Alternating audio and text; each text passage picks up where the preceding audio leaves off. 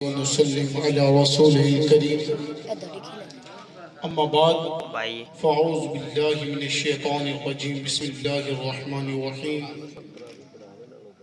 خاک مجھ میں کمال رکھا ہے مصطفیٰ نے سنبھال رکھا ہے ڈال کے میرے عیبوں پہ پردہ مجھے اچھوں میں ڈال رکھا ہے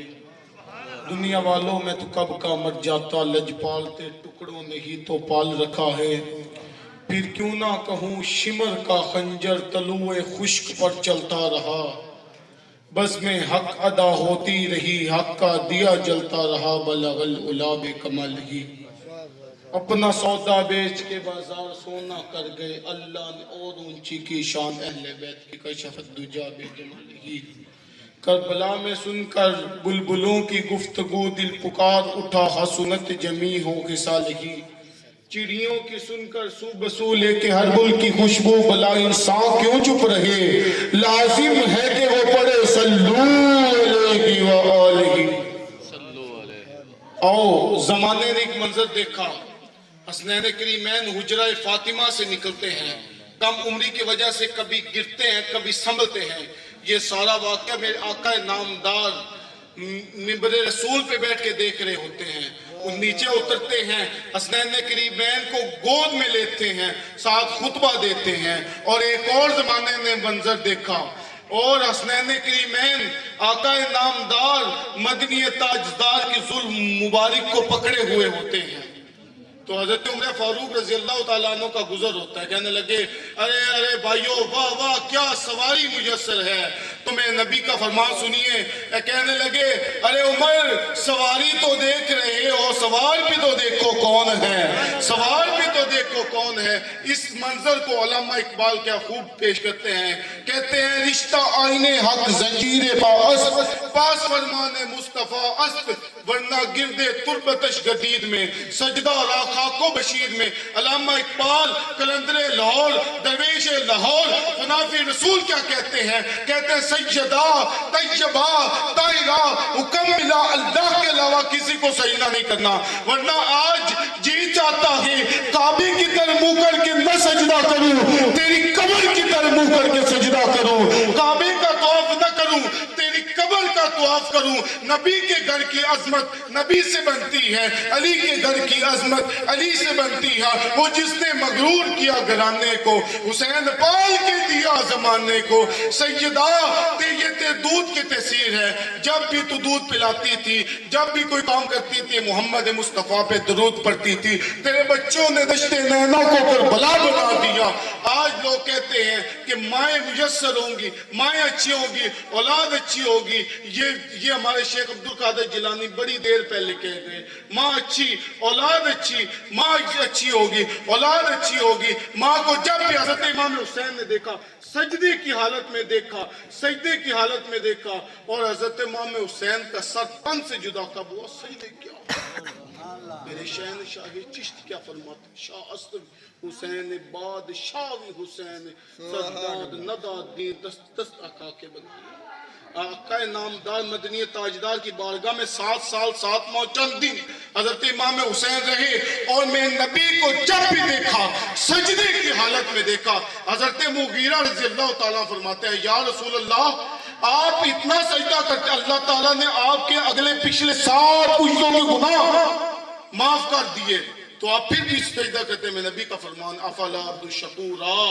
کیا میں اللہ کا شکر گزار بندہ نہ بنوں سیاہیاں مجھ میں داغ مجھ میں جلیں گے یہی چراغ مجھ میں احساس و قلب و جہاں وہی ہے میرا تو سب کچھ میرا نبی ہے اعظم چشتی کیا فرما تو وجہ میرا یار میں بٹھا جی بے کے چند شرماوے ادی راتی دن چڑھ جاوے جو رخ تو نکاح بتاوے جو ہتھ پھلاں وچ رکھے ہتھ پھلاں تو ود جاوے نین نشیلے مست رسیلے سونا کجل سہاوے اکو گڑے تے انج پیا جا پے جویں میں خانہ کھل جاوے علم خدا نے اینا دتا عقلاں وچ نہ آوے عقل خدا نے اینی دتی علماں وچ نہ آوے کی اجاز نظر وچ اوندی جو آوے وک جاوے خلق اوندے مولی موتی کوئی ورلائی جان بچاوے اعظم ایڈا سونا ماہی مینوں کدرے نظر نہ آوے اور حضرت امام حسین کے والد مولا علی کا کیا عالم ہے مولا علی سے کسی نے پوچھا علی جس رب کی تو عبادت کرتا ہے کبھی اسے دیکھا بھی ہے؟ مولا علی سے کسی نے پوچھا علی جس رب کی تو عبادت کرتا ہے کبھی اسے دیکھا بھی ہے؟ مولا علی فرمانے لگے ارے صاحب کبھی کی کیا بات کرتے ہو، علی تو اتنی دیر تک سر سجدے سے نہیں اٹھاتا جتنی دیر تک اس کا جمال جہاں دیکھ نہ لے۔ تو علی سیاہیاں، علی تو اتنی دیر تک سر سجدے سے نہیں اٹھاتا جتنی دیر تک اپنے حبیب کو دیکھ، میں اپنے مالک کو دیکھ نہ لے۔ وہ علی اور حضرت زینب سلام اللہ علیہ سے پوچھا گیا کہ کہنے لگے کچھ صحابہ نے پوچھا کربلا میں سب سے مشکل گھڑی کون سی آئی؟ کربلا میں سب سے مشکل گھڑی کون سی آئی؟ جب 72 لاشیں بکھرے پڑے ہیں، کیا وہ اکٹھے کرتے مشکل؟ حضرت زینب سلام اللہ علیہ کہنے نہیں وہ نہیں مشکل، ایک بڑی مشکل گھڑی تھی جب 72 لاشیں اکٹھے کر رہے تھے، ہماری مغرب کی نماز میں تاخیر ہوئی، قضا نہیں ہوئی، خادم صاحب قضا نہیں ہوئی، تاخیر ہوئی، اس کا آج تک مجھے دکھ ہے۔ مجھے ایسے لگتا ہے جیسے آج ہماری ملت کا نوجوان جب مجرا دیکھتا ہے تو حضرت امام حسین کی روح کو کیا پہنچتا ہو۔ ابھی کربلا نہیں ختم ہوا، کربلا جاری ہے، جو آج رسم ہینا کے نام سے بے حیائی کھلائی جا رہی ہے۔ اور حاجی صاحب سے پوچھا جاتا ہے کیا یہ تو منڈو کھنڈو کا کام ہے؟ لگتا ہے حضرت عباس کے بازو میں کٹا ہوا سے دوبارہ جاری، درد دوبارہ شروع ہو جاتا۔ میرے بھائی اپنا حساب لگا لو کون کہاں پہ کھڑا ہے۔ اور آخر میں ایک دفعہ حضرت عمر فاروق رضی اللہ تعالیٰ عنہ کی بارگاہ میں ایک آدمی آیا، کہنے لگا حضور میری ماں ضعیف ہو گئی ہے، اتنی بوڑھی ہو گئی ہے کہ میں جب اس کو بیت الخلا جانے کی حاجت ہوتی ہے تو میں اٹھاتا ہوں، رستے میں ان کا پیشاب میرے اوپر نکل جاتا ہے۔ کیا میں نے اپنی جب میں پیشاب کرتا تھا آج وہ مجھ پہ کرتے، کیا میں نے حق ادا کر دیا؟ حضرت عمر فاروق کہنے لگے نہیں بھائی نہیں، تمہاری اور ان کی سوچ میں بڑا فرق ہے۔ کہنے لگے حضور کیسے؟ کہا جب تمہارے اوپر پیشاب آپ کی ماں کرتی ہے تو کہتا ہے یا اللہ بہت بڑی ہوگی، ان کو اپنے پاس بلا لے، لیکن جب تو ان کے اوپر کرتا تھا وہ دعا دیتی یا اللہ اس کو جلدی جلدی بڑا کر دے، مولا اس کو ماں باپ کا فرما بردار بنا دے۔ اور میرے آقا نامدار مدنی تاجدار کا فرمان ہے، کہنے لگے اگر میری ماں یا باپ کوئی میں سے ایک زندہ ہوتا، خالی میرا باپ ماں ہی زندہ ہوتی تو میں 4 رکعت نماز فرض ادا کر رہا ہوتا، جماعت ہو رہی ہوتی، میں سورہ فاتحہ شریف ختم کرتا تو میری ماں بلاتی محمد، میں جا کے پہلے ان کی بات سنتا۔ آج ماں کی تو ممتا ہی علیحدہ ہوتی ہے، ماں لوگوں کے گھر کام کر کے، ماں لوگوں کے گھر جھاڑو صفائی کر کے اپنی اولاد کی اچھی پرورش کرتی ہے، ماں لوگوں کے پالید کپڑے دھوتی ہے، لوگوں کو گھر صفائی کرتی ہے، لوگوں کے پالید کپڑے دھوتی ہے، لیکن اولاد کی پرورش اچھی کرتی ہے۔ میرے بھائی یہ سایہ جب پیڑ ہو نا، پیڑ جب یہ ٹوٹ جائے پتہ سایہ تب کا دھوپ کا چلتا ہے، کہاں تک دھوپ تھی۔ مالک بن دینار کے پاس ایک آدمی ہے، کہنے لگا حضور میں نے نماز عصر کا وقت تھا، رمضان شریف تھا، میں نے اپنی ماں سے روٹی کہا ماں مجھے روٹی دے، ماں نے کہا عصر کا وقت ہے بیٹا کچھ حیا کر، کچھ شرم کر۔ میں نے ماں کو تھپڑ مارا، میں نشے کی حالت میں دھند تھا، میں شراب کی حالت میں تھا، میں نے ماں کو تھپڑ مارا، ماں جلتے ہوئے تندور میں گر گئی، تندور میں گر کے راکھ ہو گئی۔ کچھ بھائیوں نے مجھے کمرے میں بند کر دیا، جب صبح مجھے ہوش آئی میرے بیوی اپنے کپڑے پیک کر کے جانے لگی،